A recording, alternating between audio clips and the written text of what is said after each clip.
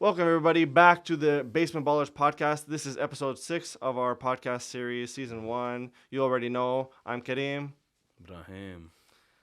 Why you get so aggy about that? I'm just introducing ourselves to the new viewers. This isn't a classroom, man. That's all right, brother. I'm Kareem, that's Brahim. You already know, we do a lot of stuff on this podcast, but mainly surrounding European football, Premier League, Champions League, La Liga, Bundesliga, Serie A. Yep. Those are the main leagues we focus on. So if that interests you and you guys want to keep track of our weekly podcast coming out every Wednesday, then follow, subscribe, do your thing. We're on TikTok, Twitter, YouTube, Spotify, every platform that you might imagine. That's where you can find us. And so we're going to start off what we usually do with our Premier League roundup, starting with the very first matchup of this week, which was Arsenal versus Southampton. Big matchup. Raheem, these are your guys. Hit us with a little bit of salt. The league's done. We're not winning the league. There's nothing else to fucking say. I mean, bro, what do you saw the game? I watched the game. You watched the first goal they scored? Yeah. It's carbon copy Yeah. of the fucking Bournemouth game. Except this one was actually worse. I was looking at it in real time as well, and I see this shit, and I'm like, I'm looking at him, and he's like swinging his leg like he's gonna pass to. I think it was I think what the dude who tried to pass to was Zinchenko. I don't know. I'm like, why? Because I could see there's two dudes, there's two Southampton players next to us. I'm like, well, don't pass him. He passes it to him. Yep. They take it instantly, and then they score. And I'm like, what the fuck? And then, like, the thing is, if it was just that, okay, cool. But then they scored a second goal, and it was also, like, a dumb goal as well, because literally, Zinchenko's the left back, technically. He's meant to be marking Theo Walcott. He's not marking him. Theo Walcott's running in with bare space. This guy scored only 2 goals this whole year. It was against us and against Spurs. Yep. So, like, scores. He didn't celebrate, though, so, big man. But point is, it's like, bro, like, these are, like, West Ham and Southampton, we should not be drawing to these teams. Like, Liverpool, I would have taken a point. It's better than losing. But West Ham and Southampton at home, and West Ham, who's a relegation team this year, you should not be losing points to these people. Especially the way it is, because see, even if we won that game, because we scored 2 goals in the 87th and 89th minute. Say we end up winning that game 4-3 because Jesus got fouled at the end. We should have gotten at least 1 penalty that game. Yeah, I agree. Anyways, us not winning the league this year is just fucking. Listen, bro. No, I don't agree completely that you should be sort of casting your hopes away. Obviously, Arsenal. There are points that Arsenal should have got. Like, the reality is this. It's Okay, done. you guys played 3 games It's done. and you got 3 out of 9 points. It's done. Right. Again, Liverpool was one where you were playing at Anfield. We're You up haven't 2. won- We're up 2 as well. Yeah. Okay, but you haven't won at Anfield since 2012, right? Yeah. So it's a game where, best case scenario, you're thinking in your head, we get a point, right? So you managed to get that point, whatever. West Ham and Southampton, though, those are games where, I concede that you should have gotten 3 points both games. Especially, I would say both really. But you go 2 up against West Ham. Yeah. Should have kind of kept your composure. I know you guys are a young team, and it's hard given that you guys are under a lot of pressure to kind of compete against City. I get that. But then Southampton was like unbelievable. Bro, we just gifted, bro. Ever since Saliba got injured, because Yeah. the thing is, when he was there, our defense to me was like solid. But ever since he got injured, every time any team runs at our back line, Yeah. especially towards Rob Holding, like, I'm not trying to scapegoat, but Rob Holding is not. You don't play Rob Holding in the last 10 games of a season while you're chasing the Premier League. You don't. You're gonna lose because his playing off from the back is shit. His defensive awareness is not great. Like, he's decent, but you can't play Rob Holding this much. And I know it's injuries and stuff, but at the same time, it's like that's the reason why. Because every time Southampton ran towards our defense, bro, we looked shaky. We looked like we were gonna concede. We looked like, I don't even know. But and the thing is, like I was saying earlier, we scored the 2 goals. Even if we managed to get a 4th one and win, it's like, bro, you're exhausting yourself against a game like at home against Southampton. Like, you shouldn't be having to exert yourself that much to beat them. Because say we win that, cool, we get the 3 points, but then they're gonna get tired. And then, like, plus we play Man City on Wednesday. Even if we beat Man City, which we're not going to, even if we beat them, we go 2 points above them. But do I trust us to win the rest of it? Because we'd have 5 games left, and we still have to go up to Newcastle away.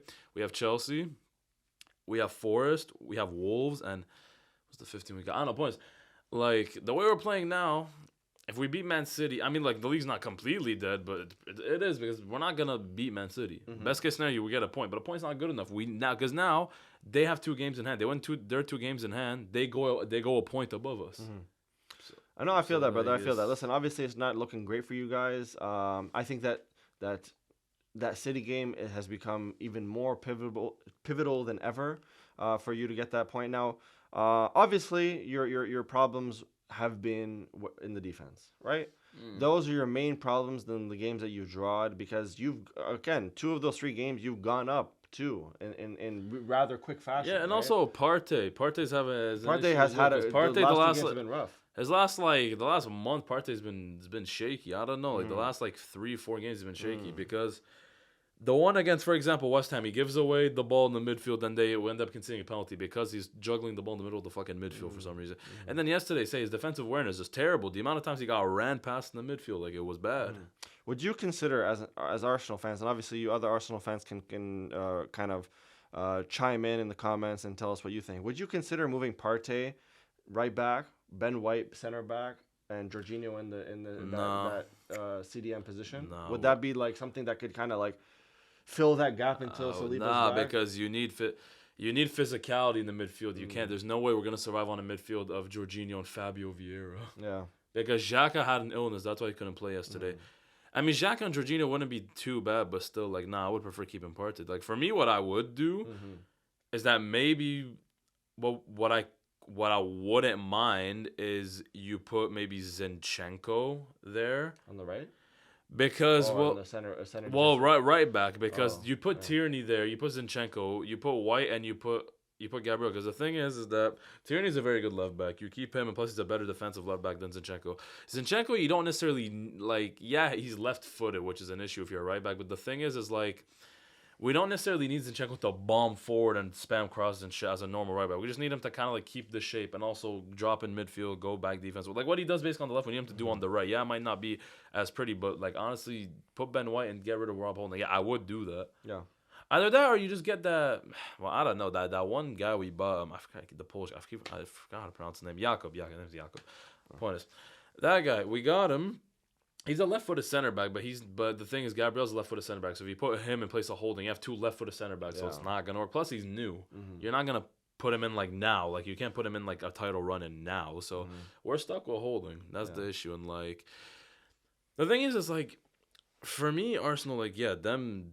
I mean, they're not gonna win the league this year. I don't think. Well, it's done. But them getting Champions League was the objective this year. So yeah, we're gonna get that for sure. So this season has been a success. But for us to actually challenge, like league titles, Premier Leagues, FA, basically challenge on all fronts, we need at least another 4 players. We need like at least another 4 or 5 like good quality players to basically round up the 11 and make the bench. Because the 11 right now, I think is fine. I think the 11 right now is fine. I don't think you need to change anything in it. Xhaka and Partey are getting a bit older though, and like where I say we need the most amount of reinforcing is we need a backup striker and we need probably 2 or 3 midfielders.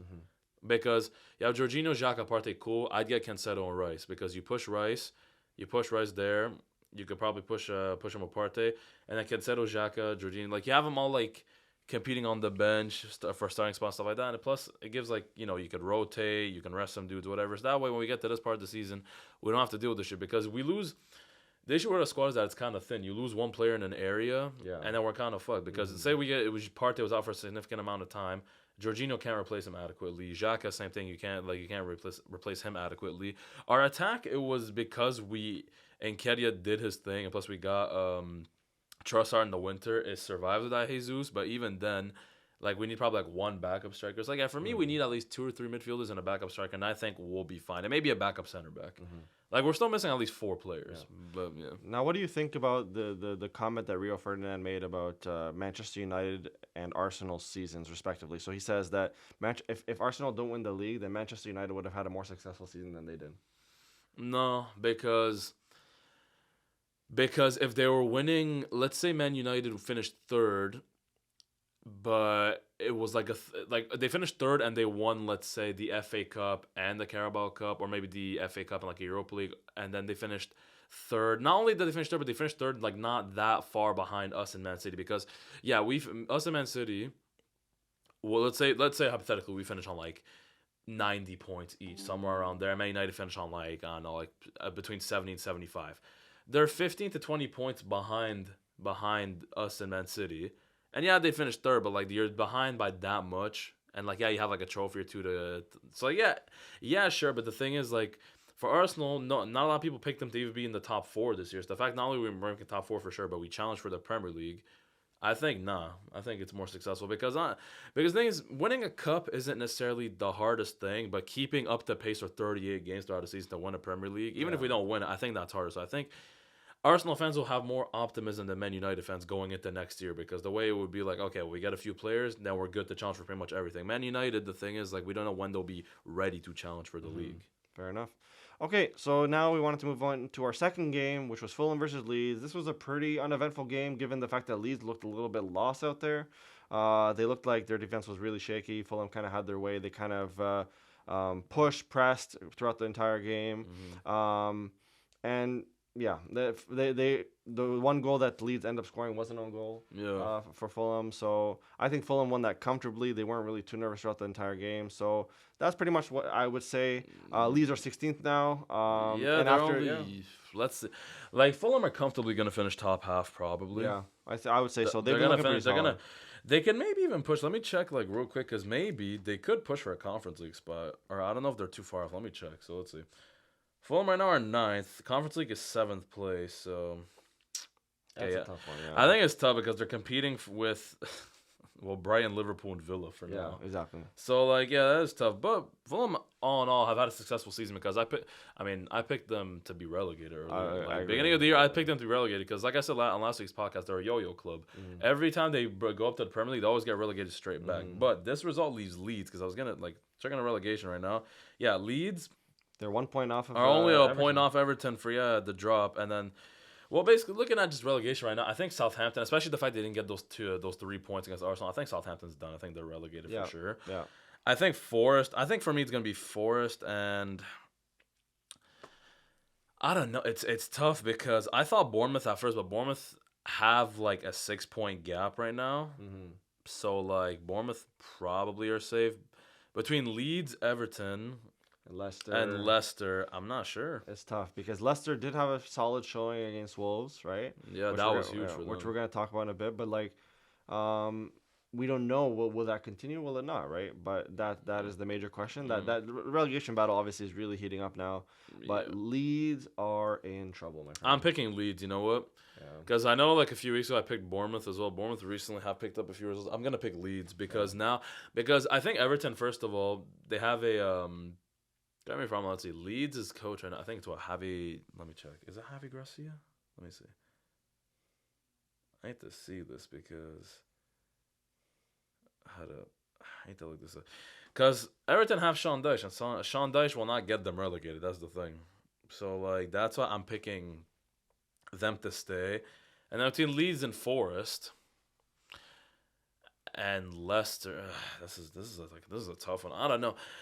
Because for me, I think Forest and Southampton for sure are going down. But then between Leeds, Leicester, and Everton, I think Everton's the least likely to go down. And then between Leicester and Leeds, I don't know. That's tough. Yeah. It's tough, given obviously Leicester has had really shaky performances. I mean, this was their first win in like, I want to say like a month and a half. They were struggling out there, and Leeds have in recent memory. Obviously, they lost 6-1 to Liverpool on Monday. They lost again now to Fulham. Very shaky defensively. That Meslier, their goalie, is fucking shit. Yeah, he's shit. Yeah, I know dudes are trying to say he could be France's number 1. No, that's Mike Magnan, bro. Wow. So like, moving on. Anyways, and then moving on. So now we're talking about Brentford versus Villa. That's a good game. Did you end up watching that game? I watched like a part of it. I watched a part. So basically, what happened was it was obviously 1-1 draw, but I felt like Brentford could have had more, right? Because Brentford was kind of like on their ass a lot of the game. Ivan Toney, by the way, what a baller! I actually love the way he plays. Yeah, he's sick. But would you take him out of top 6 team? If I'm Chelsea, I'd probably because I don't think any other top 6 team necessarily needs a striker, because if you look at Man United, they could use one, but he would be like would he be a backup? Man United should go for Harry Kane. That's my Yeah. opinion. Man United should focus their efforts on Harry Kane. But if they do not Yeah. secure Harry Kane, who but should they go Ivan, for? Ivan I'd say Toney's a very good Ivan alternative. Toney, big Yeah. one because English talent. You know how much the Premier League teams like English talent. And number 2, I think Victor Osimhen. Like so. Yeah, well, Osimhen is if they have the money, Yeah. exactly. He's going like they're quoting at like 120 million for him. If they want to spend the money, yeah, you take Osimhen. But honestly, for like a cut price, because I don't think Man United necessarily need a world class striker. I think they just need. Somebody who's. I think they need a solid backup Solid, yeah. because their attack this year has been heavily reliant on Rashford. Rashford, yeah. And Without the issues Rashford, they don't pump out anything. Yeah, they don't. And the issue is that Martial's their other only striker, but he's always injured. Injury prone. Like So like yeah. you could get Ivan Toney. So Man United could be a team. I mean Spurs if Kane leaves maybe. Chelsea. I mean Man City no.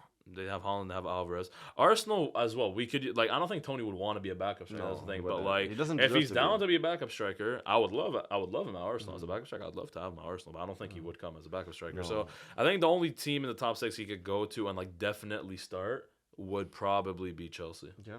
No, I can see what you're saying, but I think he does definitely deserve it. But I don't think he deserves a move up if he's not going to be the guy. Yeah, exactly. I think he'd Yeah. prefer staying at Brentford as a starter than Yes. going up to a top 16 but just being a backup. Exactly. Yeah. Then But yeah, so that was that game. Villa obviously was a little bit like out of character given that they've performed so well in the last few games. They beat Newcastle 3-0 last time.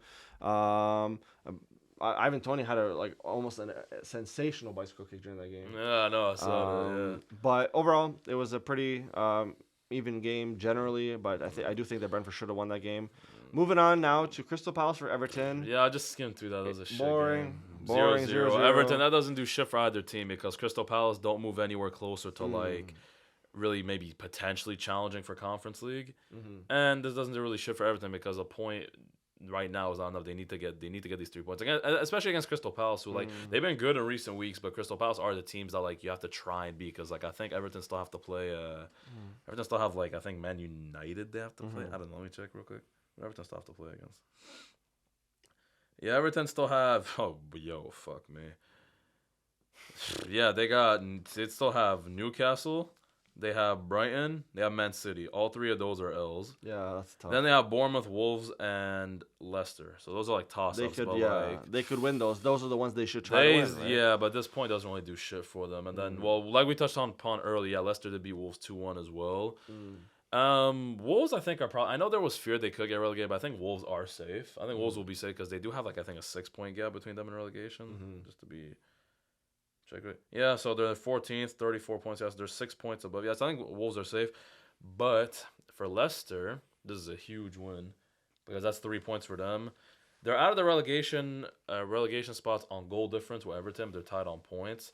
So we're gonna have to see how that goes. But they still have to play Everton. So that game's gonna be huge. Everton and Leicester still have to play each other. That's gonna be a huge game for relegation. But then this is the one I want you to take over real quick. So this is Liverpool and Forest, right? So Yeah, so obviously last week's podcast wouldn't have covered that 6-1 win of Liverpool over Leeds. Yeah. However, we're not going to cover that too much. We did drop some TikToks if you guys are going to watch Basement Baller Pod on TikTok. Check us out. We make a lot of content for TikTok. Yeah, better Hop on the wave. Yeah, become a new baller today.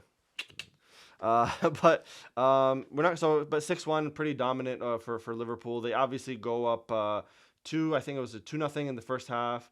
And then Leeds get one back, and then Liverpool just kind of takes over and does their thing. Yeah. Jota comes back. He's feeling good. He's feeling great. He scored 2, didn't he? He scores 2 against Leeds, and then he comes back in this game, right? Liverpool go up 1-0, and Jota scores a nice header from Fabinho. And then Forest comes back, right? Pretty much very instantaneously. Like Forest had this thing with throw-ins that, like, for whatever reason, their throw-ins were like just catching us off guard. Liverpool was just, I guess, really bad in the air that game, right? So Forest was really taking over when it comes to those throw-ins. So they get one back pretty quickly, and then Jota scores an absolute banger off a set piece. No, it was off of Robertson, I believe, or was it Robert? No, it was. I believe it was off a set piece, and then he just controls it off his chest, hits it off his knee, and then. Pew, well, Jota to me is a sick player. He's been honestly like he went a spell of like 30-something games without scoring, and now he has 4 in 2 games. So this brother had really been balling out, but he's not the person I do want to focus on, right? So obviously, for those who have watched the game and for those who have been keeping up, Liverpool beats Forest 3-2.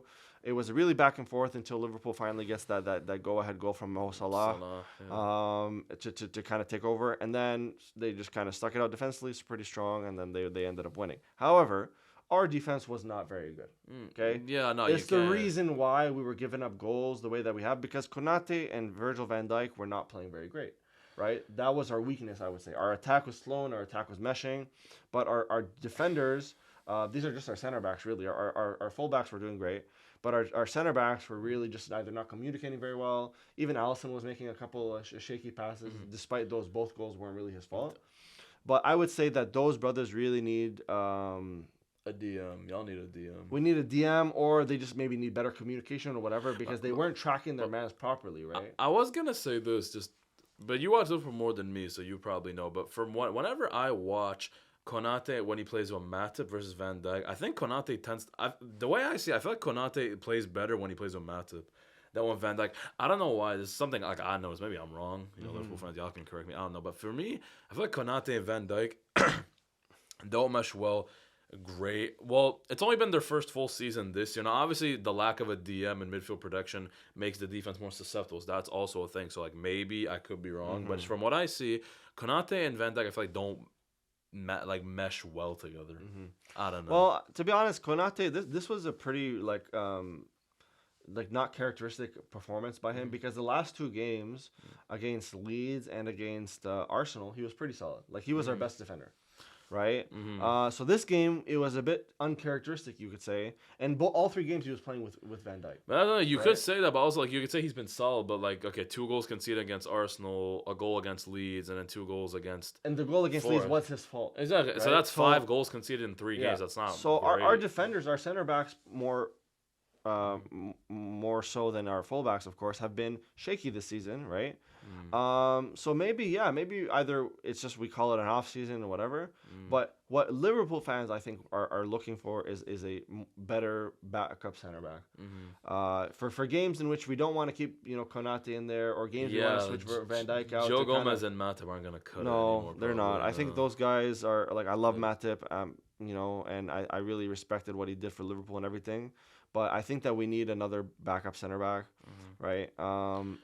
But listen, that's that issue. Now, I think the more pressing issue that Liverpool fans have noticed is Trent Alexander-Arnold. This brother, honestly, the last 3 games, he's basically been playing the pseudo DM role somewhere in the midfield, and then just dropping back to the right back. He kind of plays like the kind of Zinchenko role, but on the right. Exactly, right? Yeah, he's been doing that, but he's been doing absolutely phenomenal, because of the way that you watch him, it seems like he's having a lot more fun. Yeah, it seems like he's gotten a little cocky. But 4 assists in his last 3 games.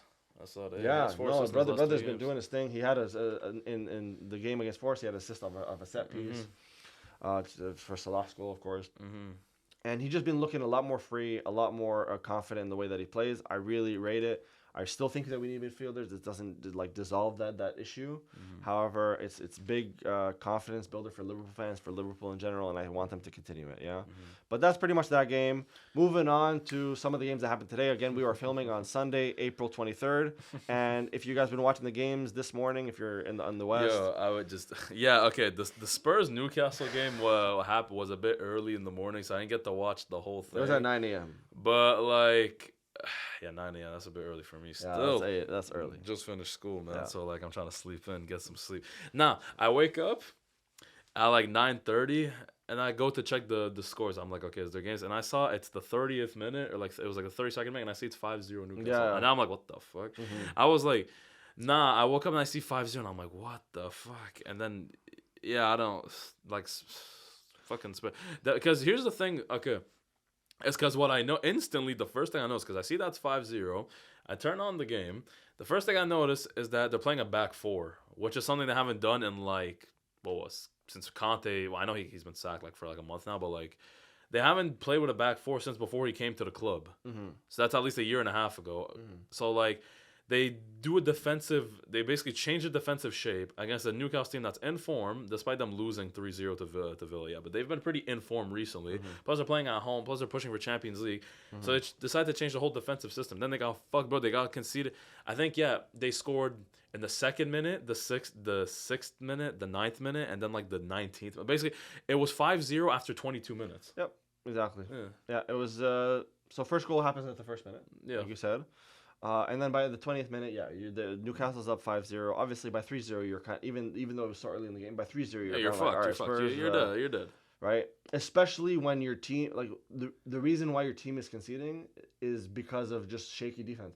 I feel like the defense is not going to be able to get back into the game at all because they've lost their confidence. Spurs. Well, Conte was able to make them a somewhat decent defense, but bro, you can't defend well when fucking Eric Dyer's your defensive like anchor pretty much. Eric Dyer, Davidson Sanchez, even Romero. Romero with Argentina is good. Romero at Spurs has been shit. I rated him a lot when he was at Atalanta as well. When he was playing in Italy, I rated him. And when Spurs got him, I was just because at that time we got Ben White, they got Romero, so I'm like, damn, like they got a better player now. In hindsight. Maybe it's just him being at Spurs. I don't know. Yeah, because Argentina, he is good, but Christian Romero's been shit for Spurs. Yeah. Like I don't really like. He's not been great. Like honestly, I don't know, man. With Spurs and plus, bro, it was so bad. They had to sub off Lloris at halftime to bring in fucking Fraser Forster. Oh shit, you have to be to get subbed on by Fraser Forster. So yeah, I think Spurs. Well, I saw So they're 2 games back of Man United and. They're they have Man United have 2 games in hand and they're 6 points clear of Spurs, and Newcastle are like I think 5 or 6 points clear of Spurs. So yeah, Spurs are not getting Champions League for sure. No, I don't think they because will look at this, they're 2 games back of Man United and they're 6 points back, and then they're a game back of Newcastle and they're 6 points. So Man United and Newcastle both have 59 points. Man United's played a game less than them because their game against Chelsea this weekend got canceled because they had to play the FA Cup. And yeah, if Man United win both their games in hand, then they go 3 points clear of Newcastle, and that would be 9 points clear of Spurs. Yep. So yeah, Spurs are fuck shit math. If they win both their games in hand, they go 6 points above Newcastle, and they go 12 points above Spurs. So yeah, Spurs they'd be lucky to even make Conference League with their form now because Liverpool are catching up, Villa's catching up. Spurs even make it top 7, I'd be surprised. But do you think that's the goal, or do you think the goal is just to get to the end of the season and kind of like? Well, yeah, at this point, yes, but bro, the goal at the beginning of the year for them was to make top 4. They had Conte, they had invested, they did get players. So like, if Harry Kane doesn't leave, because I don't know, he only has like I think 2 years left on his contract, or I think maybe 3. Point is, he's at a spot now where he could force a move. If Harry Kane doesn't force a move or leave Spurs this summer, he's a donut. Yeah. He's just not, because he's like 30 now. If he doesn't leave now, when is he gonna leave? He's 30, bro. He's not gonna win anything at Spurs. Especially because basically, if you've been following along with this week's like sort of like soccer and football news, you know that Chelsea has basically moved on from Nagelsmann and said and Enrique as well. Yeah. And they're focusing on Pochettino, right? Now let's say, and it seems like Nagelsmann is like now his new priority would be Spurs, right? Yeah. But we all know Nagelsmann kind of thrives with a younger group. Yeah, he would need investing because, So he would need money. He would need investing in players for example, that he likes, right? Harry Kane, given the fact that he's 30, no, I think that and even Son, right? I think that the natural move for those two would be to move on, find new clubs. I think recuperate a good 150 mil from like both, because you could sell Kane for easily like probably 100 million. He's still worth that. Son, despite his dip in form, you could still get a good 60 to 70 million for that. Like I think Spurs should be able to get 150, 200 million from both of them. Reinvest that throughout the squad, because now you can because like we said this on I think the second or third podcast. Spurs right now are at a stage where they're not gonna get better than they are. They just have to blow basically the project up and restart. Yep, they got to restart. They get Nagelsmann. They keep Kulusevski, he's young. Richarlison, he's still relatively young. He's like 25. They keep few other players. There's a lot of players they need to ship out. Eric Dyer, they need to ship out. Emerson Royale. I know that they're thinking about taking Longley like on permanent, and like honestly, take him. He's fucking shit. Yeah. I don't want him to come back to Barca, so take him. Lloris, bin him off. Like they Spurs need a lot of retooling, but the issue is that Daniel Levy is tight with money. So like, I don't know. I mean, it's not like Spurs are fucked. I think sell the club. Nah, he's not gonna sell. No. I think Spurs pretty much next year. I don't think they should be focusing on top 4 because no way Spurs are making it. I don't even think Spurs make a top 6 next year. Yeah, no, I wouldn't say so either. I think you'd have Man City, Arsenal, Man United, Chelsea, Liverpool. It's already 5. They're gonna finish above Spurs, and then Newcastle. That's 6. Probably Brighton as well. Yep. Unless Brighton get like allowed because McAllister, there's rumors he'll leave. Cancelo, there's rumors he'll leave. So like, unless Brighton get like a few of their important players poached this summer, which might happen. If it doesn't, Brighton I think could finish above Spurs. Like, yeah, I don't know, man. Spurs I think are just fucked. I don't see them really doing much No, next year. and obviously the plan should be rebuild. It should be kind of blowing up. So I wouldn't see Spurs in any kind of title or even Champions League contention for the next 3 to 5 years. I would say.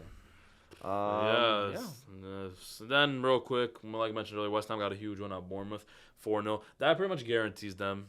They're not, like I said, they have too much quality to get relegated. Yeah, So that moves them up to 13th place. Yep. 7 points above relegation. So again, I think West Ham they're safe. So just going through that real quick. Get me Declan Rice though. Ran that game. Yeah, no, he did his thing. Like again, West Ham kind of like took over in the game that we know that they're like based on their quality, based on how they play on or how they are on paper. West Ham ran the game that how they should run the game, right? They score early. They press. Declan Rice again runs the game, and then their final goal was like a pretty. Like it was a little bit of a wonky scorpion kick, but it was a scorpion kick nonetheless by Fornells. And yeah, like honestly, West Ham just like kind of penetrated the D, pause. Yeah, but Bournemouth and West Ham should be fine because Bournemouth are a point behind West Ham, and they're 5 or 6 points clear relegation. I think Bournemouth and West Ham are safe. Like I said, I think like this was all helps West Ham more, but I don't really think it's gonna damage Bournemouth that much. But yeah, then today obviously, all right, we had Man United and Brighton for FA Cup. Man City played Sheffield yesterday. Shit game. Yeah, it ended the way that we expected. Shit attendance too. Like half the freaking stadium was empty. Yeah. Man City fans, have no fans. Yeah. For one. There's that. Man United beat Brighton on penalties today. It was a boring game. It was shit. Like Rashford could have scored. The one guy with Brighton. What's the Japanese one? I keep forgetting his name. What's his? Matoma. He could have probably scored as well. The ref was shit as well. He kept letting every foul go. The ref was shit. I ended pretty much. I mean, I thought Brighton would when it got to penalties. I thought Brighton would win because De Gea's fucking dog shit at saving penalties. I mean, he didn't save any. It was just March was. Yeah, just, March blasted it. He blasted that shit back to Manchester. And then Lindelof kind of just Yeah, that penalty was nice. It was nice. Honestly, both teams were scoring nice penalties. Both teams had a really, but as a whole, the game was pretty boring. Yeah, I was trying really hard not to kind of nod off. Fall asleep. Yeah. Well, the final should be good. It's a Manchester derby in the FA Cup final, and. Yeah, for Man City chasing the treble, they're gonna want to get that. Fun fact, you know that there has never been a Manchester derby in a final before? Yeah. Oh, never. Yeah, I don't. Yeah. Oh, I mean, I read that online. I don't know. A final. Yeah, no, I don't. Yeah, I think you're right. I don't think I can. Yeah. Well, if there has been, it hasn't been in the last like 30 years. Source, trust me, bro. I read it online somewhere.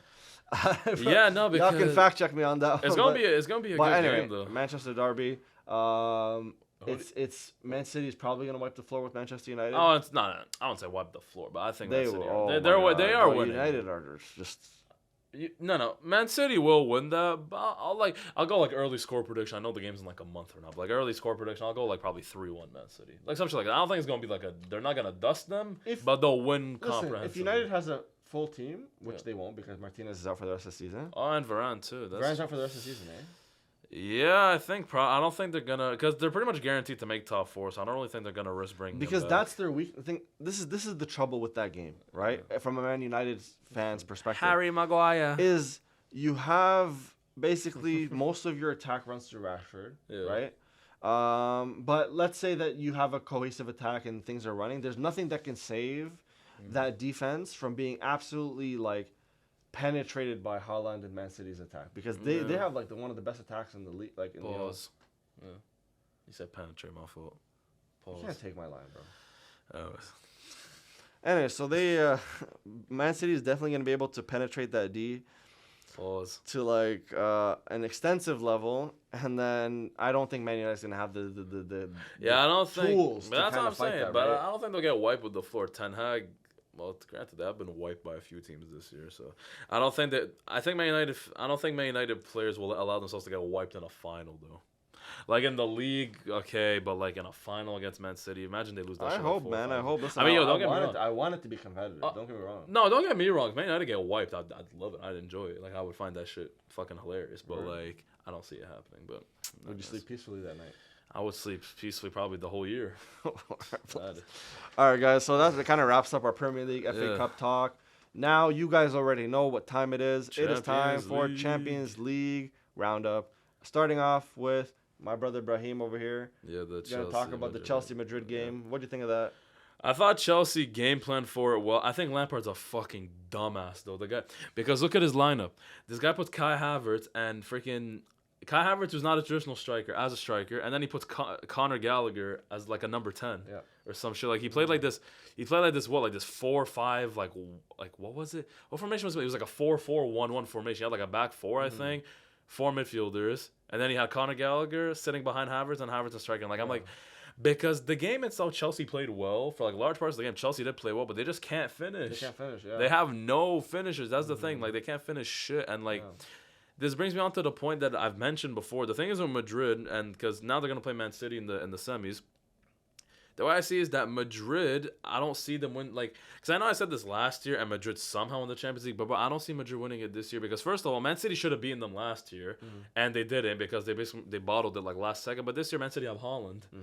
And honestly, Madrid to me looks shaky. Like they look shaky. So I don't know. You can never count out Madrid fully. No, but like you can't. honestly, not in the Champions League. Madrid have not impressed me that much. Even in the league, and like I've been telling you this for a while. Like this mediocre ass Barca team is sitting 11 points clear of Madrid as we speak. Because Barca also beat Atletico Madrid like today. 1-0, so that brings them up 11 points clear of Madrid. Like Madrid are shaky this year. Like I don't really see them. I don't see them beating Man City. And honestly, I think, early prediction right now, I think Man City are just going to win the Champions League because Inter and AC Milan, I know it's like hilarious to say they made the semifinals, but Inter and AC Milan to me are not that great either. So like one of them is going to make the final, and pretty much the way I'm going to say it, basically, I'll let you talk. Whoever wins Man City and Madrid wins the Champions League. Agreed. I think whoever wins that semi wins the final. Agreed. I think whoever wins that. Yeah. That's the way I see it. So yeah, obviously Real Madrid wins 4-0 on aggregate, And then, right? But that speaks to the fact that Chelsea just can't finish. Right? Yeah, like if Chelsea could finish, they would have. I'm Over not saying two they. legs, I'm right? not saying they would have won, No. but they could have made it way more competitive. Like they 100%. couldn't. They couldn't finish. Like, even in the first game, João Felix had a chance in like the first like 2 minutes to score. He missed. Kai Havertz had some chances. Conor Gallagher, like I don't know, man. Like just It's been rough for them, man. they need It's a been striker. so They rough have for them. they have a lot of players of similar like profile. Like Kai Havertz and João Felix play the same kind of role, which is like false striker, kind of attacking midfielder Center style, forward, yeah. center forward kind of role. They can also play like across the front three, but that's their main position. They also, I mean, it has been confirmed, but like it's been confirmed pretty much like the last few months. They're gonna get Christian Nkunku from Leipzig. Christian Nkunku is the same sort of position. Yeah. They have them. I mean, they have Mason Mount. They're like, bro, they don't have a striker. They need a striker. 100%. And like we obviously mentioned, the fact that Ivan Toney could be looking for that big six upgrade. Yeah, well, There's a couple of strikers on the market this year that are really looking for like, some big teams. Chelsea's still a big team. Let's not get the. If I'm Chelsea, I would. If I'm Chelsea, I'm looking at Ramos from Benfica. Yeah. I'm looking at him Yeah. because Man United are linked with. If I'm Chelsea, I would just swoop in and get him for Man United, do. Yeah. But yeah, Good moving call. on to AC Milan, Napoli. So you can cover that. You watch. Yeah, that so one. AC Milan, Napoli. Obviously, both legs of this series were highly defensive. Okay, it ends 2-1 in aggregate in AC Milan's favor. But it was a bit, I would say, unfortunate for Napoli. I don't think that Napoli deserved to lose, as much as they were kind of caught up with injuries and just like really weird things like that. So you obviously in the first leg you have Victor Osimhen, he's out. And he doesn't play a couple games, and then this is his first game back, that second leg, right? So you could imagine for a guy who's so in form, Yeah, he's a bit rusty. to take a couple games off, like that can affect you. Obviously, he still did his thing, and he does end up bagging a goal for Napoli late in that second game.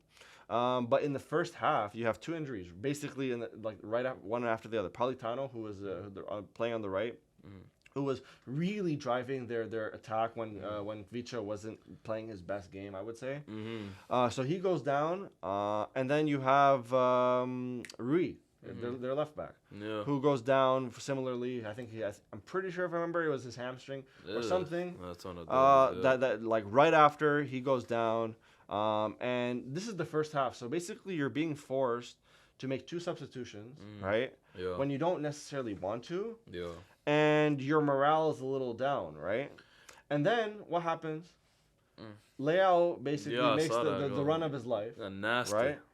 And then because he's not a selfish guy, Pass it to last Giroud, second, yeah. pass it to Giroud, and then that's it. That's kind of like, Because- in my opinion, curtains, right? I didn't watch the I didn't watch like a lot of that game, but I was looking at the stats and stuff, and I was seeing like Napoli had like at one point I saw 71% possession to AC Milan's 29, way more attempts, not necessarily on target, that way more attempts, way more like stuff. But yeah, Milan, I guess like you said, just defensively we're just on it. Yes, that was Milan's kind of bread and butter. They were so solid in the defense because even at the counter. beginning of the game, Napoli was hidden. Boom, boom, boom, boom, boom. Couldn't finish or just was defensively covered. So Milan did a very good job there. And then they just needed that little push from on the attack, which Leao gave both the first leg and the second leg. So overall, GG Stacy Milan, they make it through. Napoli is a little bit unlucky, but y'all going to win the Serie A. Like, pretty sure you're going to do that. You guys are honestly... very fun to watch. I mentioned this on TikTok, but like very fun to watch. I respected you guys' game. You guys will come back next year stronger, hopefully. And yeah. All I'm saying is, an Inter and AC semifinal. That's gonna be fucking flames. Yeah. It's gonna be a fire game. But yeah, going to Bayern Man City. Did you watch that? I watched that game and it pissed me off. I watched the second half of that game. It pissed me off so much, bro. I watched the whole thing, start A to Z, bro. No, Bayern Munich, if they had a striker, like if Lewandowski was still there, Bayern won that. I'm not saying, I don't know if they win that threes. Like I don't know if like they win that, like they come back and end up winning the whole tie. Like maybe Man City score a goal or two, but like Bayern would have won that like probably 3 or 4, something like that. Because bro, the amount of chances they had, a lot of that chances, like Sane missed like 1 or 2, Choupo-Moting missed 1. There was a Kimmich, he missed 1. Like now, the amount of chances they had that they didn't score, and what's funny enough when you think of it is they were linked to Ronaldo in January, and I'm not saying that necessarily like I was of the opinion that they shouldn't go for him. No, I don't think they should. But like in hindsight, if you think of it, if you put Ronaldo there with some of those chances, I think he still has it in. He probably would score. Like I don't know the amount of chances they had. That if they just had a striker, they would have won that. And Man City looked like shaky. I mean, I've been told, and even the penalty that they got, it was the fucking dumbest penalty call I've ever seen. Yeah. I cannot believe the ref blew that for a penalty. Holland skies it and then goes on and ankle breaks the shit out of Upamecano. Yeah, so I think, yes, it was really for Bayern Munich this kind of perfect storm of bad outcomes and negativity and just things that like really like weren't going their way. And what I mean by that is, yes, so you couldn't score, you couldn't defend, right? So you lose a 4-1 on aggregate. That means something. That means you can't score and you can't defend, right? Upa Maguire, man, you saw that? Yeah, I saw exactly. The commentator calls this guy Upa Maguire. Whether that was, I'm pretty sure that was on purpose, right? But Upamecano basically gets pants, He right? got by pants Haaland so in both games, right? He had a red at the beginning of the game. You saw. I don't know if you saw it in the first half. The ref called a red card on him because he tripped Haaland when he was through 1-on-1, but it ended up being offside anyways. But yeah, no, he was having a torrid time. Bro. No, he was not having a great time, and I don't think that speaks to him as a player overall. He is, but good, I do think he's a good player, man. But I do think that he will be clowned for quite a while for this. Well, that's the issue when you play for these teams like Bayern, where people only really watch you when it's like a Champions League game. Because unless you're a Bayern fan, I don't really think you're watching Bayern games that often in the Bundesliga. So for the average fan who only watches this Bayern team probably like a few times a year, if you make a mistake, you're gonna get clowned for it because you could be basically a sick defender. But like Upamecano could be basically the best defender in the world. We wouldn't know because most people don't watch Bundesliga. But when you see him make those mistakes in the Champions League, people are gonna have that perception of him that he's a shit defender. Yeah, and you know what? Honestly, one of the things that's really been frustrating me, and I think we talked about this in either the third or fourth podcast, but one of the things that's really been frustrating me about European football is the fact that like whenever African or African American players make a mistake on the pitch or have a bad game or whatever, I feel like they are ridiculed on such a higher level than a lot of other players might be. Because you have Upamecano, who was basically like not even dragged for his defensive ability as much as he was dragged for just his race, right? You have Saka. I don't know if you saw that one where he misses the penalty and then somebody drops this image of like him as, and anyway, I don't want to mention it, but basically like just absolute berating. Leao was getting monkey chants at him as well by Napoli fans. Exactly, right? So like, and it's just really sad to see because I don't think that anybody should be ridiculed in that sense, regardless of your race. But I feel like this has been such a common theme in football, given that football is like the world's sport and is the most multicultural sport that you could imagine, right? The fact that you still have these kinds of things as a tool for people to ridicule you, as opposed to just ridiculing somebody for their game, a lot of people tend to go for things that hurt you, your family, your race, right? I think that shit needs to fucking stop immediately. Yeah, well, I can't. And racism, man. But yeah, it was just dickheads everywhere. What can we do? But going to this game, okay. All in all, I didn't watch this tie that much because I thought like Benfica Inter Milan. I thought Benfica were gonna beat Milan, to be honest, because Benfica have been flying high in the Portuguese league and in the Champions League. Like I mentioned in last week's podcast, they're like I think they have like the most goals scored in the Champions League this year. They lost, so yeah, finished 5-3 on aggregate, 3-3 on the second leg. But I'm gonna say this, man. The more Inter Milan make it far in the Champions League, the more Eric Garcia and PK fucking I just can't stand them, bro. The fact that we could not beat this mid-ass Milan team, like if we just beat them one game, we would be here because who did they play, bro? Who did they play in the round of 16? They played who did not play in the round of 16 again? Oh my god, how am I forgetting this? Hold on, let me check. They played. Let's see. I got it right here. They played Porto. Yeah. Porto. You're telling me we wouldn't have beaten Porto? Like, they played Porto and they played Benfica. Barca would have probably beaten them. We'd be in the semifinals against AC Milan. AC Milan, I fancy our chances against them too. So, like, bro, like, I'm so fucking cheesed because if it wasn't for injuries, if it wasn't for fucking PK thinking he was the fucking force doing all this shit, trying to stop the ball. You know that clip. Yeah. Oh my God. I was so... man, when I came out of school that day, I was watching that shit in class at uni, right? When I came out of class, I went up to one of my friends who's a Madrid fan, but I was ranting in the middle of campus. I was so pissed. Yeah. It's the same fucking shit every year. Like, it pisses me off. Yeah, and I can imagine, buddy. Honestly, but the Champions League is so boring this year as well. Like, it's bro. I don't think so. No, I think it is because, bro, like, there hasn't really been any Champions League games this year to me that have been like intriguing. Like, the only one that I thought would be intriguing, Bayern and Man City, was done after the first game. They finished 3-0. Madrid and Man City... That half of the bracket has been predictable. Like, it's been... Right? Because, bro, think of it like this. The Champions League this year, look who isn't in it. Like, I know, like, it sounds maybe, like, traditionalist and, like, elitist. I don't give a fuck. Look who's not in the Champions League this year who are going to be there next year. Like, obviously. Okay, Barca's going to be there. Arsenal, Man United, Juventus. Juventus is probably going to make it, like, and stuff like that. So, like, the Champions League has lost a bit of, like... I disagree, man. Like, I disagree because not only have fans been looking forward to seeing a rematch between Real Madrid and Man City, right? That they've been given that. Yeah, but Italian fans have been given something that they've wanted probably for a while, which is a Milan derby. Yeah, obviously from that point of view, you could say that, but for me, like, I don't know, it just hasn't been as exciting this year. I think yeah, obviously from a certain fan's perspective, because yes, like for me, obviously I don't have Liverpool to cheer for in the Champions League. It's not even necessarily that Barca or like Arsenal aren't there for me to cheer for. It's me, it's just the fact that like the games that I thought would be fun to watch have been shit because PSG Bayern, in theory, very fun. Bayern beats them 3-0 on aggregate, and they go through.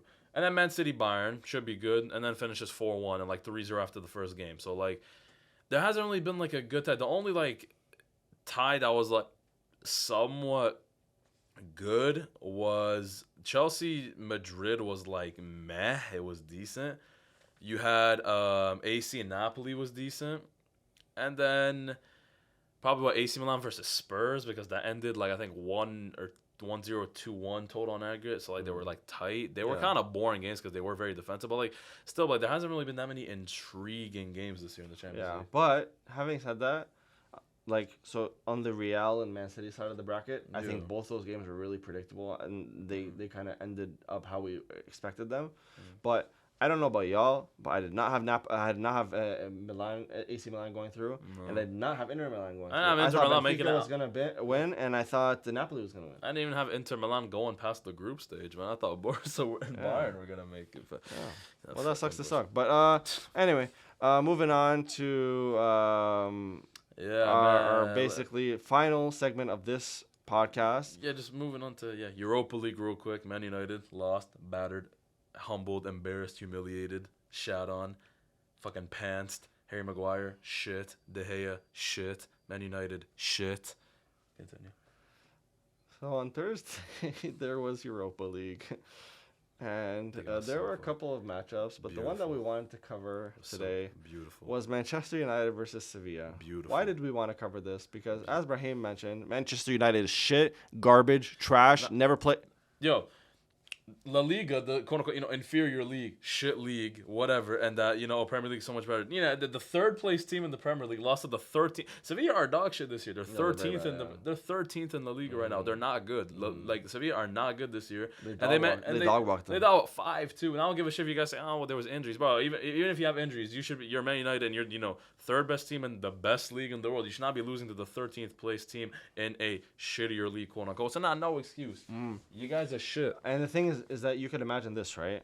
Mm. Even if United won that first game, Sevilla still would have won on aggregate because it still would have ended up 3-2. Well, yeah, but you don't know if You don't know, yeah. of course. We of don't know if course, it finishes how 3-0. How the cookies yeah. would have crumbled. But, Exactly, but like But that 2 goals that Sevilla ended up scoring, obviously maybe it would have been a momentum booster and whatever. those but- goals, bro. All the goals Sevilla scored were all like, you saw every goal they scored was all like such a shit jammy goal. Yeah, You seen all of exactly. Because the De Gea to Maguire in the first goal. them? Maguire is just that guy. I mean, he did his thing. It's shit. What? The second goal was Side note, actually. yeah. So who do you think is more at fault for that goal, De Gea or Maguire? De Gea. You think De Gea is more at Yeah, fault? because basically, from my perspective, you might disagree. From my perspective as a goalkeeper, you have a greater vision of what's going on around, Yeah. right? And I do admit Maguire calls for the ball, right? Mhm. And as a goalie, right? But when in doubt, I feel like goalies' natural intuition should be clear. Well, because the way I see it is that I think it's like, yeah, they both are to blame, but I pin a bit more blame on Maguire than De Gea for the only reason that, like you said, Maguire, you're the fucking captain, first of all. Second of all, you're a defender. And when you ask to receive the ball, you need to look around, obviously, make sure that like you're able to receive the ball. So when you call for it, yeah, De Gea is dumb for passing it because he should have seen it like, oh wait, no, like this actually dude's coming on to him. Yeah, I get that, but Maguire calls for the ball. He gets the ball, and it's like instead of just kicking it out, passing it to Wamsak, whatever, the guy like basically slowly runs to the ball. There's like a meh fucking kick, and they intercept it and they score. So like for me, I blame Maguire a bit more than De Gea, even though I think they're both at fault. But yeah, I think. Yeah, I mean that's fair enough. Obviously, De Gea ends up making up for it very nicely for that. I would say the second goal wasn't super his fault as much as The it was dip like a was weird. it was a weird, dip, It was a right? weird like dip of the ball. Yeah. But then De Gea really felt bad for Maguire. He said, "Okay, Maguire, don't worry, buddy. I know that you're kind of like you're about to get ragged in the media and Yeah, whatever. I got you. I got you. Don't worry." The worst like, clearance whiff, I've ever seen. Absolute whiff on the ball when he tries to clear it, and then he gets Yeah, actually, yeah, it was just a calamity of air. It was a It was calamity. of errors on beautiful Man to United. see. It was just beautiful. Sevilla, to see. fair play to them. They capitalized on the errors when they needed to. The Europa League kings, man. And now they made it to the Semis. semifinals, Yeah. right? So Along they would with play against two. Juventus made it. Juventus made it through, and who Roma else? made it through. Yeah, Roma, Juventus, and Wow, why am I the other forgetting? team is it? Let me check. Hold up. So you have Juventus, and you have Juventus, Sevilla, Roma, and Bayer Leverkusen. Right, So yeah, Sevilla play Juventus, in the semis. Yeah, they're tied, Yeah. so they're there. So the legs are there, and the final would be May 31st. Okay, yeah, interesting. Yeah. Yeah. So that's Europa League, right? Now, this is a new segment that we have on the show, and we're gonna call it Question of the Day. Yeah, but yeah, every Very week original. We're gonna hit y'all. We're gonna hit y'all with basically like a question each podcast about like something that we would like to discuss. And today, Yeah. So leave it in the comments if you guys want to share what you think about this question. If you leave, have your leave, own, leave us some questions if y'all want to. if like, you have leave some us own suggestions. questions for the day that you want us to discuss on next week's podcast, it's Yeah. not just one question. Maybe if we have a lot of questions, we might answer depending on the time that we have to film. But for today, we came up with the question of the day, and it is as follows, right? So has Manchester United improved that much under Ten Hag, or as much as Manchester United fans think that they've improved, right? Does Manchester United need a rehaul this summer? And the final question, kind of sub question, is Marcus Rashford being madly overrated? Okay. Do you want to start off? You want me Yeah, to so I'll start off. So I think that Manchester United undoubtedly improved this year. Mhm. You cannot deny that fact. Obviously, look at the standings; it tells you, right? Last year they were. So they finished sixth and they had 58 points. They're Exactly. already on 59. Yeah, exactly. So, So with how many? 8 games? 7 games? they have 8 games left to play and they've already beaten their points total from last year. So Exactly. yeah, obviously, yeah. So obviously, undeniable, Ten Hag has managed to improve this team, right? Mhm. But what I have seen, which I think that you could slightly like Manchester United fans have slightly overrated their progress, is the fact that like Ten Hag is being compared to the likes of like a Pep, or like a Klopp, or like even Yeah, Mikel Arteta, man. even Arteta, my goat. right?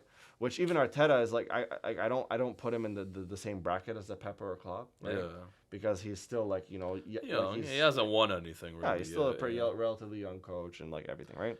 But so I don't appreciate those comparisons because I think that Ten Hag still has a lot to prove in the Premier League, right?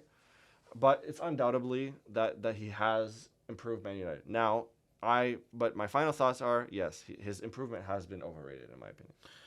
Yeah, I think basically have Man United improved? Like how much have they improved on attack? Yeah, they have improved a bit. The style of play they play is a bit better, but I don't think they've improved as much as Man United fans think they have because, bro, and they'll deny it now. They'll say whatever. No, they know. Back in February, I was hearing shit of title talk, quadruple. Yeah. Weghorst coming out talking about, oh, we're hungry to win the quadruple, all that shit. So Man United fans definitely like went a bit too far. But yeah, they have improved, but not as much as as like they would like probably claim. I think like overall, if I were to give it like out of 10, I think Ten Hag so far this season's probably been like a 7 out of 10 because they didn't manage to win a trophy, even though the fucking Energy Cup trophy, but it was still a trophy. They're comfortably gonna finish top 4. For about 3 hours, they were in a title. They were in a title, race. Yeah. So there's that. You know how I actually wanted to come back to that Weghorst comment because Brahim did release a TikTok about it, which was kind of hilarious. The hunger for that quadruple. Yeah. You know how like during Ramadan when you're fasting, and then you have one bite after you break your fast, you're kind of full. Yeah. That's these brothers. These brothers have one bite of a Carabao Cup, and then they're and full. then they're They don't want anything else. But before they break their fast, they want everything. They're hungry, right? Yeah. They break their fast with the Carabao Cup, and they're like, you know what? I think going on to like, does Man United need a rehaul or something? They don't need They need to get rid of the number one, the player who I think like is like symbolically represents basically the shit that they've been the last 4 years. Harry Maguire. They need to bin him off in the summer. Yeah, Get I would him. also go as far as to say that De Gea needs to leave. Oh no! If I'm Man United right now, this is what I would do. I don't think they need a major rehaul, but they need a rehaul like this. So this is what I would do. I would put Rashford left. Yes. I put Rashford left. You put Bruno as a number. I would play a 4-3-3 formation basically. So I think the defense is cool. Like I think you keep Varane, you keep Martinez. If you can maybe upgrade a bit on Luke Shaw, you do. If not, Luke Shaw's fine. And then I would say right back. Okay, you could probably keep Wan-Bissaka or Dalot. I think that's fine. Shouldn't be too much of an issue. And if I'm Man United right now, I would look at maybe Mike Maignan from AC Milan. You need him. They need a ball playing goalie. So I would look. That would be my number one target. Would be him. And then you go to the midfield. You have Casemiro as your DM. You have Bruno, and then you have Eriksen.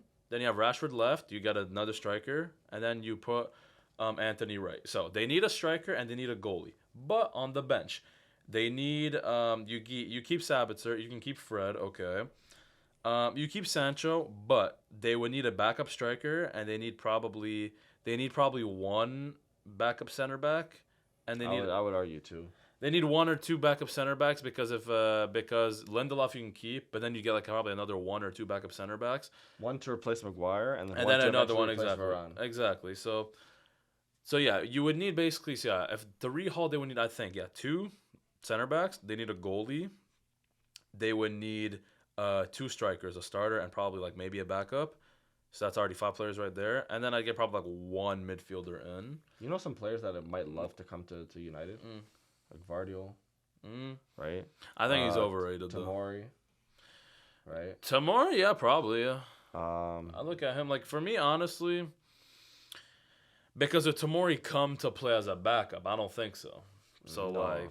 But why would you play him as a backup? Backup to who? Well, Varane and Martinez, are you going to replace Tomori? Varane, I'd play, yeah. You would replace Varane with yeah. Well, I did say, and me and one of my friends who's a Man United fan, we did discuss this actually 2 days ago. I've always thought Varane has been overrated.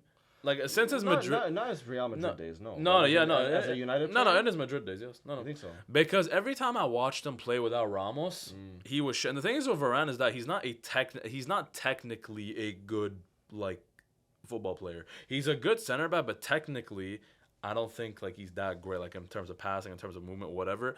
For me, basically, if you put Martinez with like a Harry Maguire, Martinez with a Lindelof, Martinez stays fine. But I think if you put Varane with a Lindelof or something like that, I think Varane would struggle. Varane needs someone to kind of hold his hand, I feel. At Madrid, it was Ramos. He needs a partner. Yeah, like Varane, for me, like every time I watched him at Madrid without Ramos, he's always shit. And like the game that pretty much epitomizes it is when they played Man City in the, what was it, round of 16. Madrid played Man City in the round of 16 in 2021. And Madrid lost 4-1 or 4-2 on aggregate, and like 3 of the goals that Man City scored were Varane's fault. Because Ramos was suspended that game. So like yeah, for me Varane is somewhat overrated. Now I don't know if would you put Tomori instead of Varane? I mean maybe, but like I don't know. For me like the whole overhaul thing, I would say 2 center backs, probably 1 midfielder, a backup striker and a striker, and a goalie. That's already 6 players right there. Yeah, no, it's but I think that you would call that a bit of an overhaul, wouldn't you? Yeah, I think that's probably like a decent overall. They need to sell a few players too. They'd sell McTominay, Maguire. I'd sell Weghorst's alone, so just send them back. Martial, I'd look to sell Martial. I'd give Sancho 1 more year. 1 more chance, yeah. And then if he's still not really, I'd bin him off probably in a year. Yeah. Like, yeah. I think the only dudes that like undisputedly I keep at Man United would be Martinez and Rashford and Bruno Fernandes and Casemiro. Yes. I think everyone else for the right price you could bin off. But I think the only undisputed ones you keep are Rashford, Martinez, Casemiro, and Bruno. Yeah. And so that moves on to our final question, which is do you think Rashford has been overrated by the Yes. I think he's good, but he is overrated because Rashford, and I've said this before, Rashford is not a smart player. He's a player that, like, basically, you get him in behind the defense because he has bare pace, he has skills, his finishing's pretty good. Yeah, okay, cool. But, like, in terms of, like, football intelligence, no, Martial, in my opinion, is streets ahead of Rashford when it comes to, like, footballing intelligence. But Rashford is good, but, yeah, he is overrated because in his best season, quote-unquote, Mohamed Salah has better stats than him and a worse team. Gabriel Martinelli, who's, like, 3 or 4 years younger than him, has better stats than Rashford or has similar stats. And, like, I think because they over-rely on Rashford is the reason why he has, like, the stats he does and why he's been doing good this year, because they're over-relying on him. I think in, like, you put Rashford in a Man City, I don't think he stands out that much. You put him at a you might not even start him at Man City. Like, I don't know. Like, no, you probably would. Like, Rashford, like, I don't know. He is good, but, yeah, I think he has been overrated. Yeah. No, I completely agree. Obviously, you guys have your opinions. Leave them in the comments. Let us know what you think. DM us if you really hate us. But that kind of wraps up what we want to talk about this week on this week's podcast. We love your faces. We love all your interactions. We love everything that you guys been doing. Barca champions elect. We're going to win that league. Arsenal disappointing again. Yes. Fuck you guys. Liverpool's coming for that top 6, hopefully. And for all you football fans, for all you soccer lovers, whatever you guys want to call it, if you guys have really been enjoying our podcast, give us a thumbs up. Tell us what you really think. DM, follow us on the socials. They'll be in the description. You already know about that. If you guys prefer to listen to our voices instead of seeing Brahim's beautiful face, then we have Spotify, we got Amazon Music, and we got Apple Music for that. And on that note, thank you guys. Leave us your feedback in the comments for things that you want to see on next week's podcast. And yeah, if you guys want to give us suggestions on some top 10s, let us know as well. We're definitely going to start doing those in the near future because summer's coming up, and when football or week-to-week matches kind of die down, we would be looking for to innovate, get more creative. Get more creative. Yeah. So we'd love your help on that. We love you guys so much. Thank you for watching, and we'll see you guys next week. Peace out. Peace.